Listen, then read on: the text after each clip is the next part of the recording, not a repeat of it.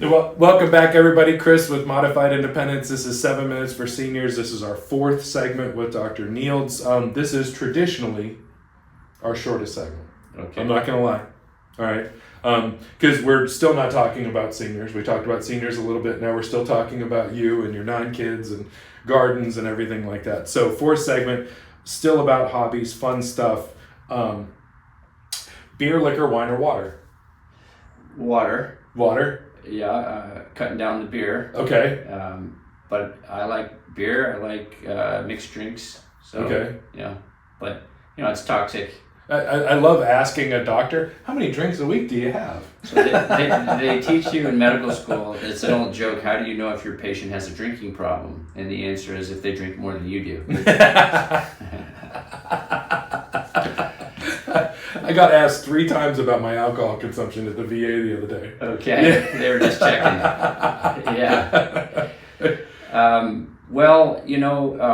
It's an interesting question. Alcohol, most people enjoy. It's one of the substances that pretty much every culture in the world uses, and it can help people relax. What I find is that after a long day at work where I've been cognitively very active, going home and having a glass of wine or a martini and then sitting down with my 6-year-old and roughhousing is a lot easier as opposed to being uptight and just wanting to be alone. Yeah. So that can be perhaps not the best coping mechanism because it can impair sleep. So I have especially been focused on doing more exercise and just being physically active, which also is great to kind of rejuvenate, clear the mind, fresh air and exercise, right. Weather permitting. So that's really been my habit more recently. And so I may have, 2 to 4 drinks a week, typically on the weekends. Okay. All right. And then the other question, I've actually met somebody who was in healthcare, but they made their own beer. Okay. So, it was an interesting conversation we had about whether you could make beer healthy by including healthy components, instead of some of the other components that are added. So the other question is cake, cookie, candy bar, pie, or ice cream. All of them. Big table here. Anything you can imagine is all on the table. Cake, cookie, candy bar, pie, or ice cream, all on the table. Which one are you taking and why? Well, a lot of that depends on what the flavors are, but having all being my favorite, I probably would opt for the pie, of course, a la mode, and then maybe with a cookie crust. Okay. So I would probably try to find a way to combine all three, everything, yeah. But I love pie. Okay. We actually were talking about this last night. My kids don't love pie, but I love pie.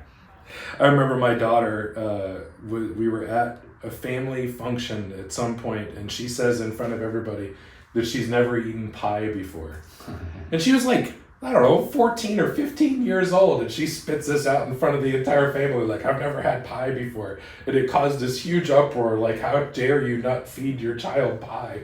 So it's funny now that I've asked the question and the number of people that bring up pie, and I always remember that interaction, like, I've never had pie. Who says that? Now, do you cook?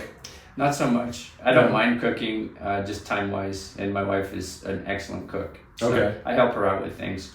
My job is largely chopping. The sous chef. Yeah, and she hates onions, so anytime I can, take one for her and Yeah. get the onions. I do that because I love her.